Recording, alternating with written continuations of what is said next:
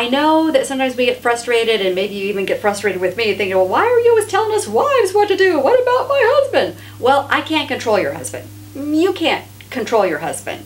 You can put up boundaries, you can voice your expectations and hopes and desires, you can pray for your husband, yes, but really the only thing we can do is change us and do what we are supposed to do. But here's the good news. When I fix what's wrong on my side of the street, it does impact the whole marriage for the better. Let me just say that again.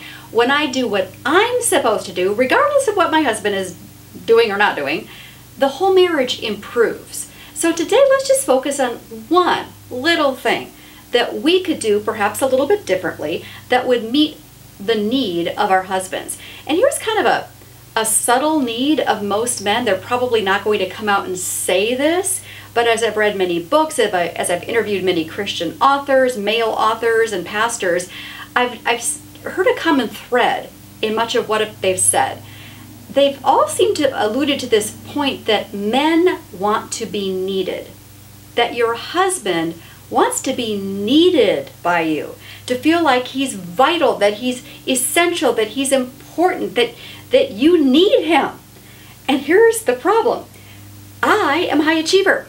I am very self-sufficient. Some of you resonate with this, and so I don't feel like I actually need my husband. And I don't mean like that, oh, I need you, and like wring every last drop out of him and he's got to provide all my needs. I don't mean that kind of need. But what if you were to just do some small things to allow your husband like room to be needed? For instance, I'm just going to give you maybe some really small examples, but let's say the light bulb is out in the kitchen and it's one of those can lights, and you could go get a little ladder and get up there and change the light. But what if you allow your husband to be needed and say, oh, honey, I hate climbing up in the ladder. Would you mind changing that light bulb for me? You're so good at these things. And he's like, well, yes, I can. You know what I mean? Or something, you have like a piece of living room furniture that you want to move, because we women are notorious about rearranging the living room for the umpteenth million time. And I can totally shove around the furniture. How about you? Like, I can totally make it work. I mean, I might pull a few muscles, but I can move the living room furniture. But what if you allow him to be needed? And you actually leave that like vacuum that he can fill. And you say, oh man, I'd kind of like to move the couch over here, but it is kind of heavy. Would you mind moving that? And he's like, yes, I can. Because then he gets to show off his muscles too, an extra bonus, right?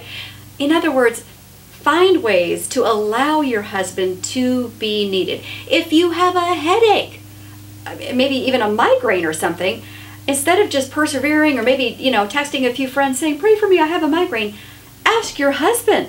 Say, honey, I just need you to pray for me. Just the simplest little prayer. I just need you to pray for me, and I need healing. So would you just say a simple prayer for me? And you know what? Even a husband who is not a great prayer out loud kind of person is probably going to rise to that challenge as you allow him a space, a place to feel needed. And this plays right into a major Bible command for wives in Ephesians 5:33, the wife must respect her husband. Boy, as you allow for your husband to be needed, if you provide a way for him to feel needed, to be needed, he is going to feel so much more respected, appreciated, admired, and this is all so healthy for a strong marriage.